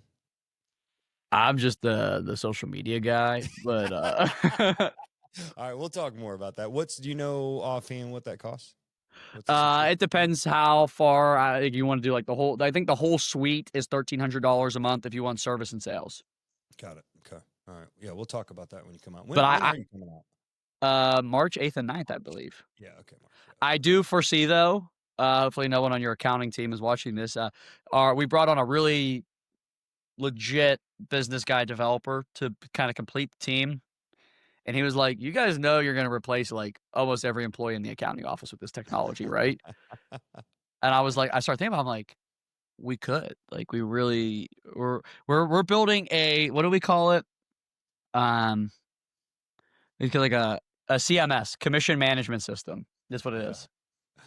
I love it. Well, listen, we've got, there's enough to do, and we run a little bit of centralized accounting with some of the stores. Like my 4 stores that I run all have centralized accounting, and then they actually do 1 or 2 of the other stores as well. And there's so much to do between title and accounts payable and receivable. There's a lot. There's still a lot. I don't know that just the commission piece of it would heavily save some time and frustration and angst. It would save you 2 to 3 days. That's what we found. 2 to 3 days. I think that, our girls do a fantastic job doing all the math. And I feel like mathematically and accounting wise, everything's done. It's just, they don't know what doesn't get turned in. If the managers don't turn in that this guy got a hat trick. And so he doesn't. So then the guy's doing he's like, I'm supposed to have a hat trick on this. And it should already been on, you know what I mean? And then we're going back and forth with all that stuff. And we're blessed because our first client, it was a 7-store group, had the most complex, confusing pay plan. I'm talking almost every sales guy had a different pay plan. Oh yeah. So this dude was like, this is the best deal ever. He's like, y'all ain't ready for this. It was like, how do you have 50 sales guys on different pay plans? Like, oh, this guy, if he gets 8 Google reviews, just this one guy, if he gets 8 good Google, like, it was like all this weird stuff. But with AI and good development, you can do all that. It's not easy. Don't get me wrong. The onboarding process is pretty rigorous, and I'd recommend if you'll think twice about changing your pay plan once you get onboarded. But once it is set up, it just works. It's just how it works. Dude, that's great. So that's your answer to the 9-figure estimation. You're scaling across multiple rev streams and so my brand has allowed me to hey, I'm going to text the guy who runs the company. Hey, I met this guy, Tony Cardella. He's super interested. I'm going to connect you in a group chat with him. I'm going to say, Tony, meet Mo. Mo, meet Tony. Boom. And that's why these guys bring me on their teams. Because I'm not going to say the group. There's literally, let's just say, top 5 biggest group in the country. I got the meeting with the decision maker, and we're in very deep talks with MotoAcquire about it. And it's like, how'd I do it? I just messaged him on LinkedIn, and he answered. And he was like, hey, what's up, man? I love your content. Cool. Hey, I got something for you. What's the other one called? MotoAcquire? MotoAcquire. Are you familiar with like trade pending? I am. Yeah, we have it. So is this the guys from Coons by No, any chance? no. Okay. The trade-in widget space is crowded for sure. They're in. Mhm. We look at that as a good thing. That means like it's what people want. So There's demand, yeah. who's going to Mhm. build the best one? We have the data that shows that ours is the highest converting, and we do a couple other things that I'm not going to reveal all the secrets of what we do on a live podcast. But are you familiar with Roadster? I am. Yep. So Mike Crothers, the owner and the founder of MotoAcquire, was an early employee at Roadster and absorbed everything at what they did there to make it. Roadster was double the cost, sometimes triple the cost of the next digital retailing tool, but converted like 5 times higher. So he would go to dealerships and they'd be like, well, I could get this for $600 a month. He'd be like, yeah, but here's this math, and ours was $2,000 a month. That's just what it cost. But for $1,400 a month, that's going to cost you on average 10 car deals a month. Is that really worth $1,400? Right. You know what I mean? Where some people race to be the cheapest, I think at MotoAcquire we're modeling Roadster. Our race is to be the best. So the premise of MotoAcquire is a digital retailing tool or a trade tool? It's a trade-in tool. It's a Okay. trade-in tool it's a Goldilocks solution. So you have your trade pendings, which are like really, really easy, really, really quick, get a quick range. Where's that data come from? I don't really know. Then you have your AccuTrade, your KBB ICOs, 10 pages long, really high drop-off rate, but they get an exact number. We offer the best of both worlds. You get a quick solution, and it's actually a funnel that converts higher than trade pending because of certain tech things that I can't necessarily articulate without sounding stupid, but it's a 2-tiered funnel. We're the only true 2-tiered funnel. So you get that quick range, and it's backed by Kelley Blue Book. So the customer gets that range that they feel comfortable with, and then you can take them deeper in the funnel to get a firm offer. We don't believe in putting the number in the car because you're never going to compete with Carvana. The second you give somebody a firm number, if it isn't the highest, they don't want to talk to you. So what do? You have them go down the firm offer funnel, they verify their VIN, their phone number, and a couple other pieces of information. That comes over and it says, hey, your firm offer has been submitted. One of the experts at the store will reach out. Now they're expecting your phone call and waiting for your phone call. You didn't just buy a KBB ICO lead that they don't want to hear from you. This isn't, AccuTrade, and they got a number that was too low and now they don't want to hear from you because you hit them $4,000 light. Because how does AccuTrade work? They give you a number that's protective enough for them that if they had to come buy the car, well, they can still buy it and make money. Is AccuTradeTheCars.com one? Yes. And we love AccuTrade, and I love Brian Kramer, but Yeah. just gotta. Bob Hollinshead was going to be on here a couple of weeks ago, and we ended up postponing. But yeah, I'm gonna have Bob on. For example, all we do is just give your customers a cleaner solution to go from website to your CRM. For example, once again, love AccuTrade, love Brian Kramer. It's a great product for internal use. I truly believe that. It's great to have your sales guys using it, your team using it. It is, if it's on your website, I think it's costing you thousands of dollars a month. Mercedes-Benz North Olmsted with Benz and Bowties, a creator as well. I don't know if you're familiar with him. AccuTrade year-to-date leads was in the ballpark of 300, they told us. Over the last 5 days, they've gotten 90 from MotoAcquire. Oh, wow. That's great. Yeah. So then it makes me think, like, they've been spending all this money to drive people to their website. How many didn't go through? What did it cost them this year to have a bad solution on their website? Is that number, is that $500,000? Is it $1 million based on those numbers? Time will tell, but. Yeah. All right, we'll talk about that one too, because I started a McCarthy Buys Cars site just as solely for buying. Do you guys have a buy center? Well, ish. Sure. So imagine this, and we're the only solution that offers this. Imagine how many stores are you guys? 9. 9 stores. If all 9 stores when people do the trade-in solution, there's this, I'm not going to get too in the weeds of it because it is what makes us so special. We did something with the Hennessy Auto Group that allowed them to, don't quote me, I'm going to say conservatively, double their acquisitions month one. We made one little switch by taking the data in the leads from their 8 stores and funneling it to the buy center based off intent. Yeah, so that's good. That's kind of that's a vision that I had when I was building this, something to that effect, right? To leverage the power of, because number one, our biggest competitor for cars in Kansas City for used cars is CarMax, right? And they only have 2 locations. We have 9 locations to offer the same sort of solution for customers. Yeah. You know, if a customer wants to sell their car to CarMax, they got to go to one of the 2 locations that are not in the most convenient parts of town for everyone, right? We have a store in almost every convenient part of town. So if you go to our buying center, that was my vision for this. Go to the buying center, get a bid, say, okay, here, great. Now, which one of our stores do you want to go honor this bid at? And then select the store and then just go sell your car. That was kind of my vision, and it got a little sidewinded, but we can, maybe this will help me revisit that. In my experience, and I don't ever claim to be anything I wasn't, so I'm not an acquisition specialist, but based off the people we've helped, when you have people and you route the leads to the right people, you get higher conversion. A salesperson is not going to do a good job converting somebody who just wants to sell their car. What is that salesperson going to do? Try to get them to trade their car. And that person intended to say, I don't want to do that. And even if you spiff your salespeople, I'm telling you, it is not a good program. If you're listening to your dealer and like, well, I pay my sales guys to buy cars. Well, you should stop and you should start paying somebody, an acquisition specialist, to buy cars, because they're going to know how to buy the cars. They're going to be way more interested in it. They're going to put all the money on the car. They're going to acquire you inventory. And that's what the big players are doing right now, especially in the acquisition space. They are having teams dedicated that know how to buy cars off the public and put the right money on it and aren't afraid to do so. Thank you. You confirmed everything we're doing. Yeah, we just got to go deeper on it now. We've figured it out at my Chevy store in Lee Summit. We took a guy that was a general sales manager of one of our Hyundai stores, and we actually made him the acquisition specialist. And people, everybody, you know, forever, what we did was we took this guy's not really good at selling cars. Let's make him the acquisition specialist. And it's like we kept floundering. We're like, this sucks, man. We can't get nobody to stick. We can't get nobody to stick. Can't get nobody to work out. And then finally, we just went the other direction, and we took a really high caliber person and stuck him in there. And you got to treat it like a sales role. Like, hey, here's your minimum KPI. Here's your bonuses. Here's this, that, the other. And I don't know what all that is. Like I said, I'm not here to say but that is based on my experience in some of the stores I've went to that have legitimate buy centers. Their buy centers are ran like almost an entire separate part of the company.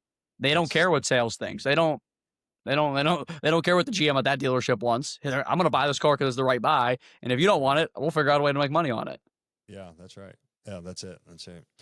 Okay, so what's on the horizon? What do you got anything exciting that you want to tell us of what's coming, or you want to keep it under wraps, or what do you want to reveal to the public what you got coming up? Maybe some teasers, some stuff you're working on that we don't know about. I mean, I kind of just dealt my whole hand right there with those two things. Those 2 things I'm working on. But you know, it sounds like a lot, but people don't know about me.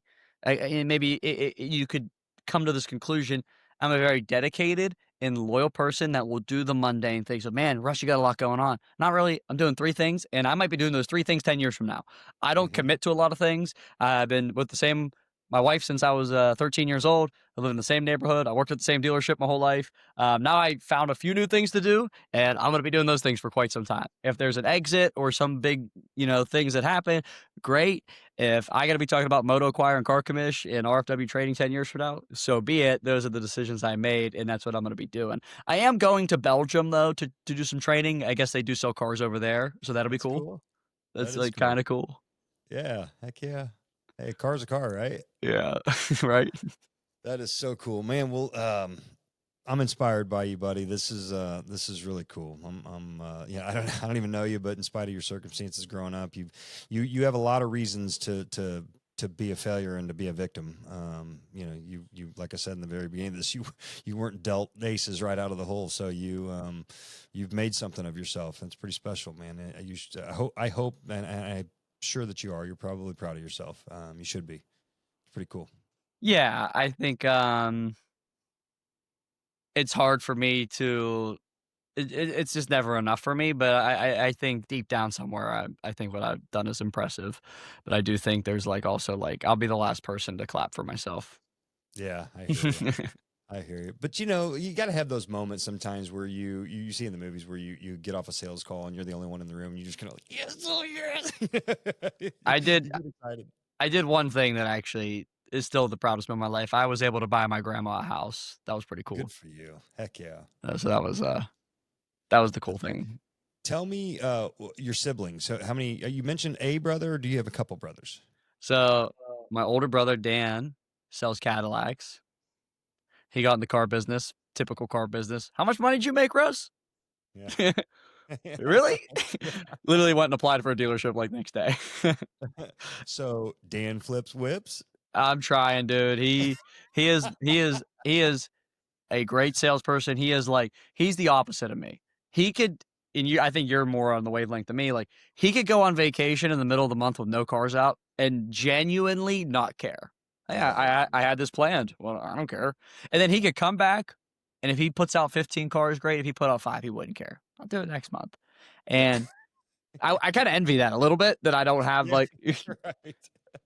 my little brother Hunter, he's on my team. He's my camera guy, videographer. He worked at the dealership with me. He sold with me, and then he realized selling with me kind of sucks, so he started doing F&I.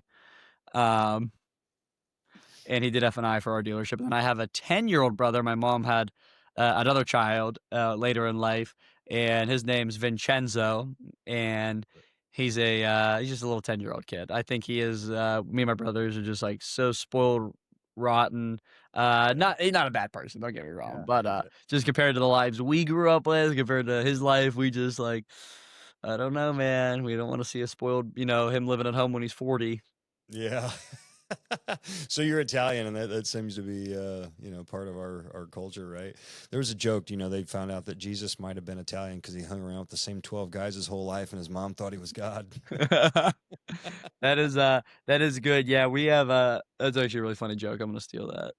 We have pretty Italian roots. One of the inspirations to me in my life, just because of his shrewdness, and I actually live a life of abundance, but his discipline of finances really inspired me. So when I was And who's this? I'm getting there.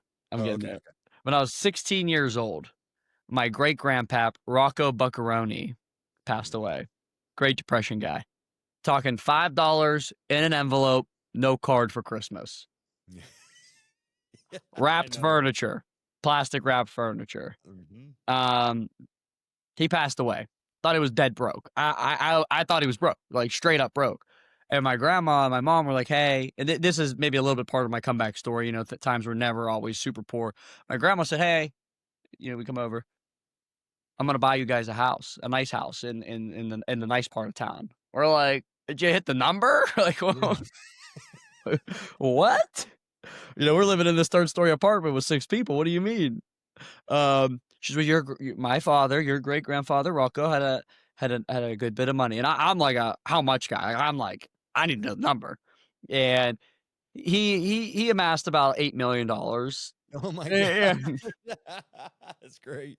and dude, just, like, drove a Grand Marquis, like, just, like, so old school Italian, and then I was like, "How? Why? How do you do it?" Well, he was a good salesperson, he made about, 100 grand a year, he put, like, half of it away, he bought one house, he lived in that one house, and I didn't fully take that exact advice because I do believe in leveraging debt and all these other things and being creative and being a little bit more aggressive than that, but the truth is you don't need all these material items. You don't. And I think that if I can live in extreme shrewdness while I've heard this advice and I flipped it. Some people say like, "Oh, go buy that dream car and it's going to make you work harder." Kind of like your boss made you do, right? Yeah, right. Yeah. I invest to the point where it hurts. Like truly hurts. Like I sold a car I sold my car. I didn't have a car for like 2 months. I sold my car to buy a rental property one time. I've given my accountant or not my accountant, my financial advisor amounts of money, and he's even like, "You sure?" I'm like, "Just take it." Yeah, like Yeah. I like feeling like this. I'm about to do a round of investing with Moto Acquire and some other things I'm doing. They're gonna put me in those positions again. where like I'm not gonna say like my life's on the line, but it's like very uncomfortable. What I actually like, kind of like you like adrenaline. I like feeling broke.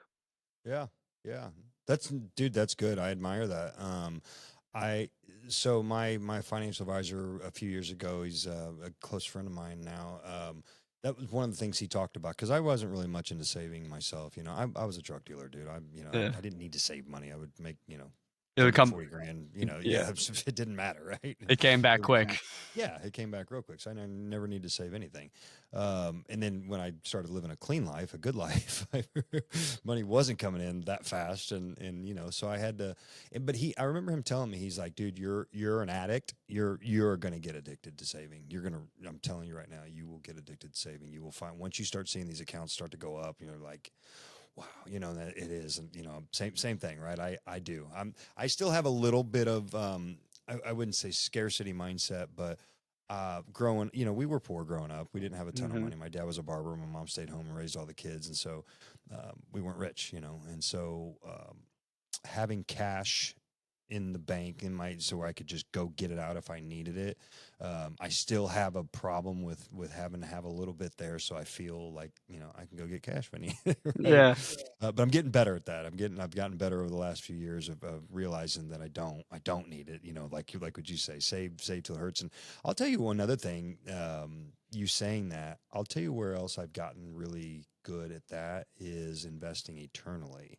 I have become extremely addicted to contributions to charities and hmm, church and things like that. My giving to church is a lot, and it's sometimes unnerving, right? I'm like, man, because I'm like you. My wife owns some businesses. We own med spas here in Kansas City, and it's growing, right? We're getting ready to open up our fourth location, and I just I don't have the cash. Cash is scale, right?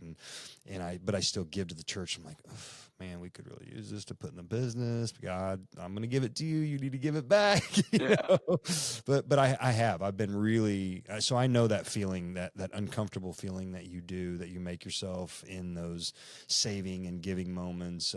It's a good risk, man. It is a good risk, right? yeah. And I think I'm at the age, and luckily, I just don't like things a whole lot. Like things like cars, jewelry, watches, outfits. Like I think that's, I don't even. I swear on my life, I don't even know what type of hoodie this is. Like it has like grease stains on it. You probably can't even tell. Like it's just not me, bro.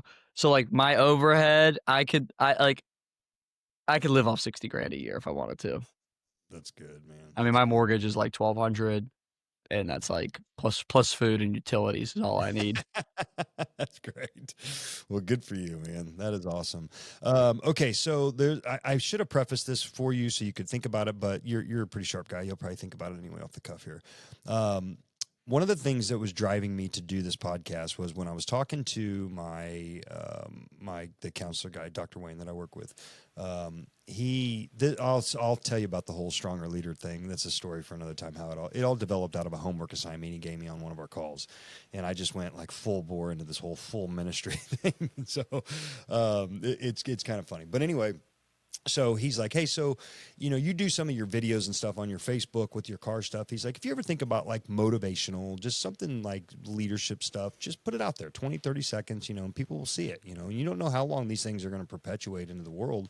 They'll last forever, right? Who knows? Could be 100 years from now, somebody's going to watch one of your videos and you could inspire people and lead people for generations to come. And I was like, that's pretty cool.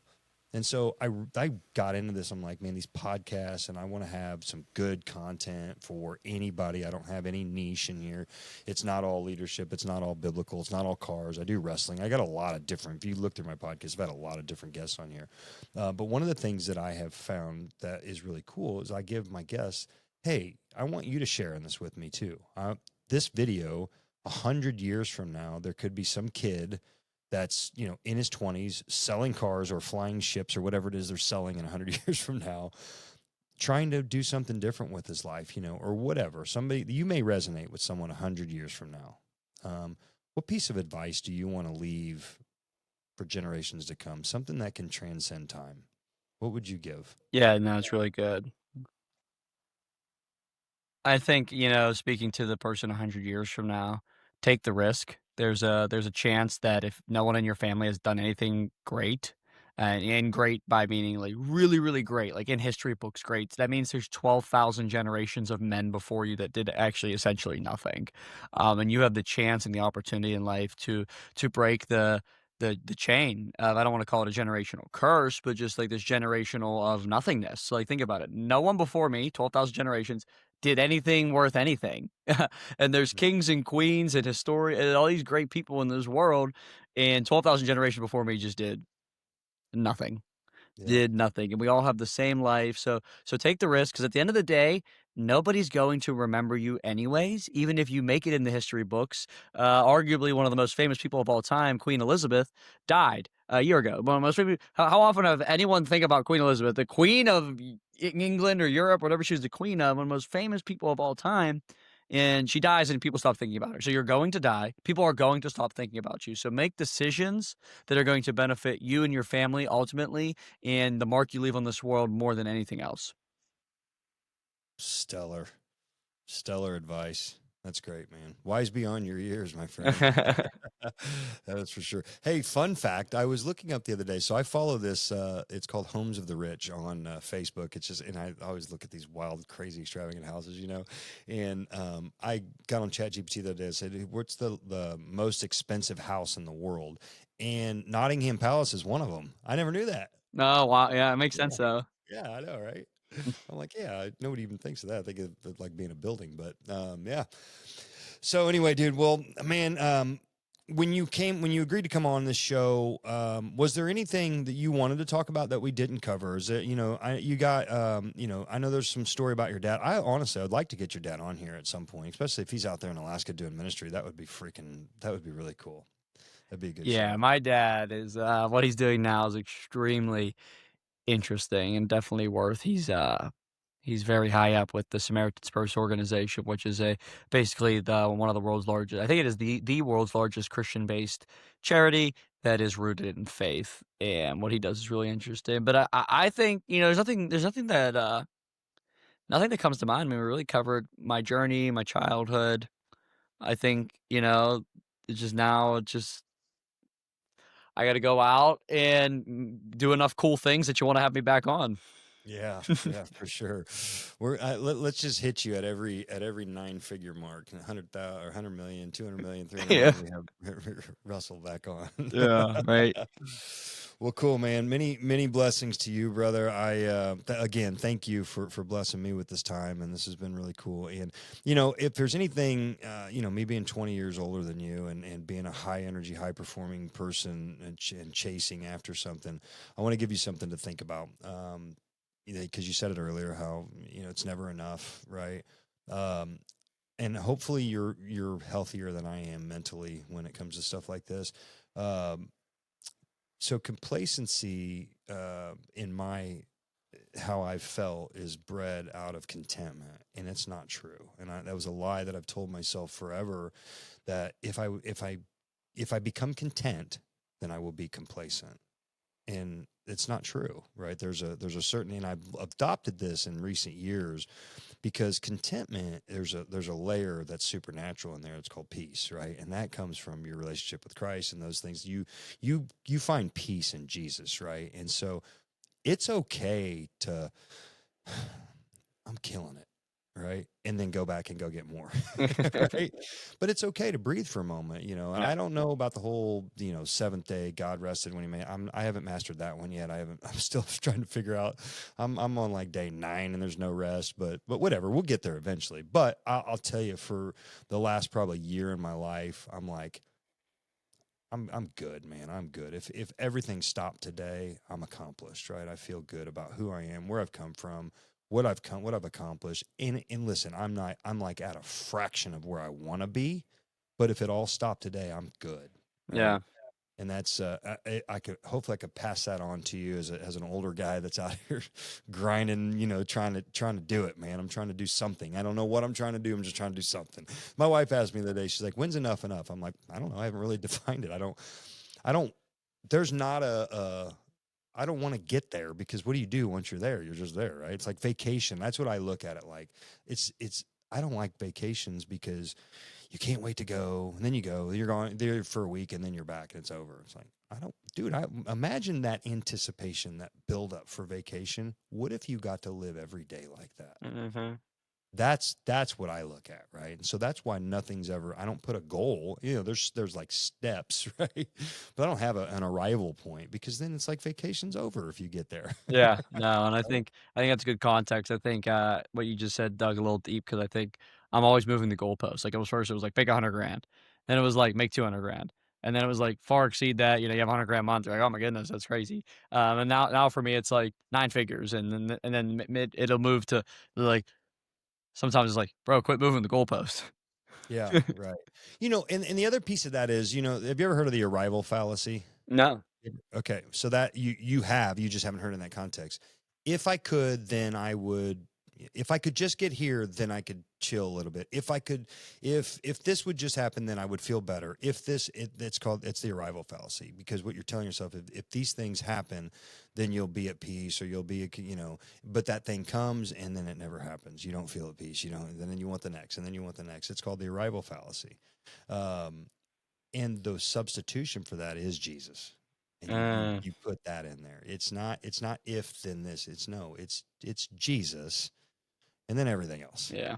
That's really good. I think me and you both could say that if our 16-year-old selves knew what we were doing, how much money we were making, they'd be like, "And you still go to work every day?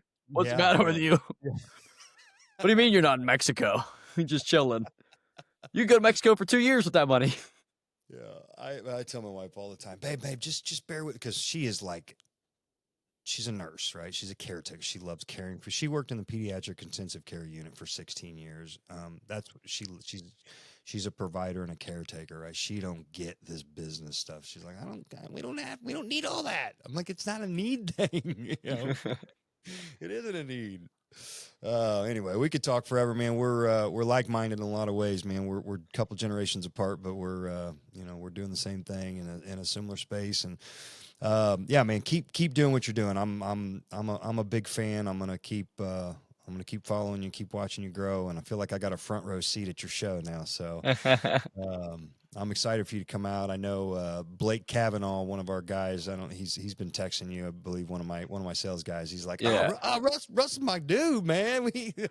I was sending him some inspirational voice memos. I'll tell you something funny. He goes, dude, at first he was like, I don't even want to do social media. I'm just excited to meet you. And I start laying into him, and he's like, well, I'll do it, but I can't come up with ideas. I said, hey, if I gave you $100,000 to come up with 1,000 ideas by this time next week, could you do it? He goes, yeah. I go, well, what if I just told you that you'd probably make an extra $100,000 maybe over the next 2 years doing social media? Then could you do it? And I'm like, I don't even think you need 1,000 ideas. You probably just need like 500 over the next 2 years. Yeah, right. And they don't even need to be different ideas. You could redo the same idea in different ways. Yeah. So that's great. Good. Yeah, you'll like Blake. He's one of my projects, man. His kid is like, he's got more talent in his pinky than most people have in their entire body, and he just doesn't get it. He doesn't understand that yet. We'll we get run him into there. those guys all the time, right? We'll get him there. Absolutely. Well, cool, man. Man, that's about it. That's a wrap. I'm excited for you to come out, and again, thank you for your time, and we'll keep on keeping on. I'm gonna do my little outro, and we'll buzz out of here. Let's do it. All right.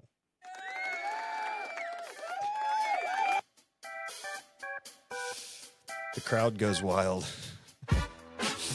That's another successful episode of the Stronger Leader podcast with my man Russell Richardson with Russ Flips Whips. Let's go. Man, hey, thanks so much for coming on. We appreciate your time today. Don't forget to hit that like and subscribe button, and make sure you hit that bell so you get notified when all the new information drops. And I'll put some links in here below. If you don't know who Russ is, man, you got to follow his stuff. You'll get a good kick out of the things he does. Be good, be blessed, and be stronger.